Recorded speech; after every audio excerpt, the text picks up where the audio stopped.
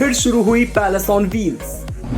जाने क्यों बंद हुआ था ट्रेन का परिचालन, जाने क्या है ट्रेन की खासियत। या आपको शाही मेहमान जहां बैठे हुए नजर आ रहे हैं वो किसी राजा का महल नहीं है, बल्कि भारतीय रेलवे की ट्रेन पैलेस ऑन व्हील्स है। जी हाँ, ये वही ट्रेन है जिसमें अगर आप सफर करने चले जाएं तो आपको आभास होगा कि आप किसी राजमहल या 5 स्टार होटल में आ गए हैं और राजशाही ठाट का लुत्फ उठा रहे हैं। आपको यहाँ वो सारी सुविधाएं मिलेंगी जिनके बारे में आपने या तो सुना होगा या फिर हिंदी फिल्मों में अक्सर देखा होगा। ट्रेन के पास पहुंचते ही पहले तो आपका भव्य स्वागत किया जाएगा और उसके बाद आपको चाय नाश्ता वैसे ही दिया जाएगा जैसा आप अपनी स्क्रीन पर इस वक्त देख रहे हैं। इस ट्रेन में सफर करने के लिए आपको पहुंचना होगा दिल्ली के सफदरगंज स्टेशन और फिर ये ट्रेन आपको यहां से राजस्थान के गांधीनगर स्टेशन ले जाएगी। आपका ये सफर 1 हफ्ते का होगा और इस दौरान आपको राजस्थान के लगभग सारे जिले घुमा दिए जाएंगे। इस ट्रेन में आपको राजस्थान की संस्कृति हर जगह झलकती हुई नजर आएगी। साथ ही साथ ट्रेन के अंदर जो आपको स्पेशल ट्रीटमेंट मिलेगा उसमें भी आपको राजस्थानी झलक नजर आ ही जाएगी।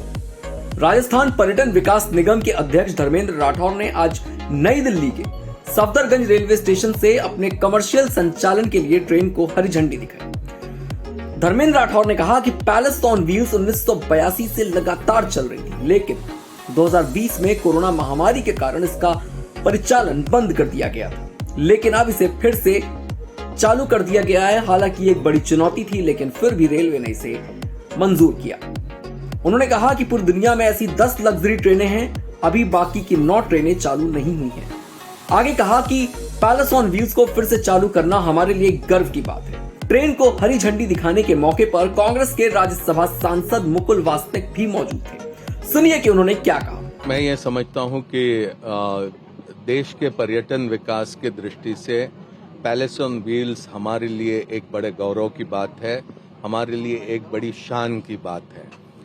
ये 2-3 साल के अंतराल से पैलेस ऑन व्हील्स फिर अब पटरियों पर दौड़ना शुरू कर रही है। दुनिया में इस तरह की 10 ट्रेनें अलग अलग मुल्कों में चलती है, लेकिन ये पहली ट्रेन ये 2-3 साल के अंतराल के बाद शुरू हो रही है।